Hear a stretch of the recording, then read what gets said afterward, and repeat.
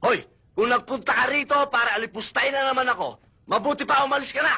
Bumalik ka na rin sa palasyo ninyo at hinihintay ka na ng mahal na hari, ng mga duke mo at ng mga prinsipe mong tarantado minuto. Alam mo, Ben, ikaw ang tao ang hirap ng kausap, ang hirap ang pakiusapan! Alam mo, nung araw, bilib na bilib ako sa'yo eh. Iniidolo kita dahil ikaw ang lalaking pinangarap ko. Mahirap. Barumbado pero may isang salita. May prinsipyo at may respeto sa sarili. Pero nagkamali ako. Isa ka palang duwag.